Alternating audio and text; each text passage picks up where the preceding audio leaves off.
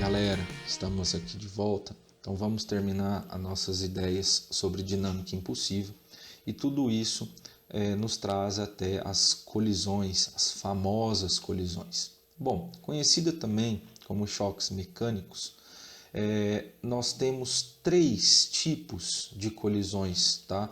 Didaticamente elas são separadas dessa forma, como perfeitamente elástica, tá? Como parcialmente elástico ou parcialmente inelástico, aqui pode ter as duas palavras, e tem a inelástica, que também pode vir escrita como perfeitamente inelástica, tá? Então a gente tem esses 3 tipos de colisões, tá? E elas têm algumas características muito legais. Vamos começar primeiro pela ideia de energia. O que é um choque perfeitamente elástico? Existe a conservação total da energia do sistema. Então, toda a energia que você tinha antes da colisão, ela será mantida após a colisão. É o que acontece nesse GIF aqui que você está observando, conhecido também como pêndulo de Newton, tá? Se a gente desconsiderar as forças resistivas da gravidade, as forças resistivas do ar e a própria deformação desse material, a gente consegue perceber que a energia potencial gravitacional que tem desse corpo aqui em cima, ela é conservada em energia cinética e ao colidir com o corpo de maneira perfeitamente elástica, toda essa energia é transferida até o último corpo, onde ele adquire essa energia cinética, sobe até a energia potencial e volta repetindo todo o processo. Newton observou isso aqui e foi um dos responsáveis por essas ideias, tá? Então isso aqui é o perfeitamente elástico. O parcialmente elástico, o que vai acontecer? Vai ter um pouco de perda de energia, justamente por causa dessas forças resistivas, ou por causa do coeficiente de absorção de impacto dos corpos, tá? Então a energia mecânica antes ela tem que ser maior do que a energia mecânica depois, porque você vai perder um pedaço dessa energia. Perder, né? Bom, já na inelástica, essa diferença aumenta muito, tá? Então a energia mecânica antes é muito maior que a energia depois. Bom, o fato mais importante é que não importa o tipo de colisão que a gente tenha, ó, não importa. Todas elas serão sistemas isolados. Então a quantidade de movimento antes é exatamente igual à quantidade de movimento depois. E como que a gente vai trabalhar com isso? Com essa ideia aqui, ó, de coeficiente de restituição, tá? Bom, então esse coeficiente de restituição, ele faz uma análise entre as velocidades. E onde que você acha essas velocidades? Vou voltar. Na quantidade de movimento antes igual a depois. Lembra que quantidade de movimento relaciona com velocidade?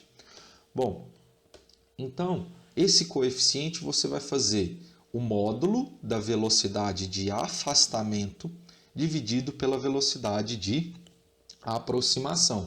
Então pensa comigo o seguinte, um poste, ele está parado, certo? E vem um carro com uma velocidade de 100 km por hora. O que vai acontecer? Qual que é a velocidade de aproximação? 100 km por hora. Um está parado, o outro está a 100, então eles se aproximam a 100 km por hora.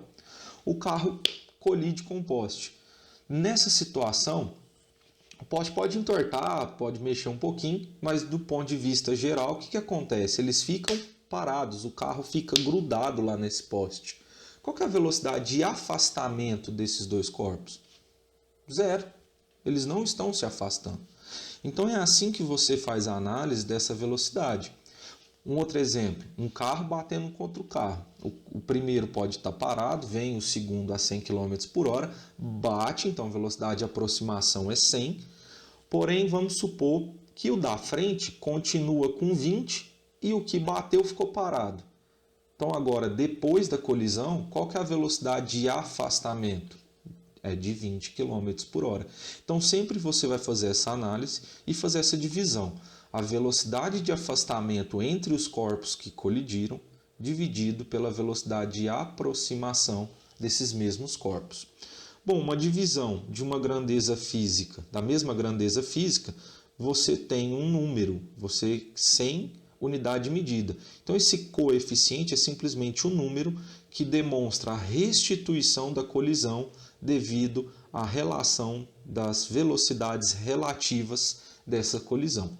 E como que funciona? Esse valor ele só pode dar de 0 até 1, tá? Não tem como ser maior.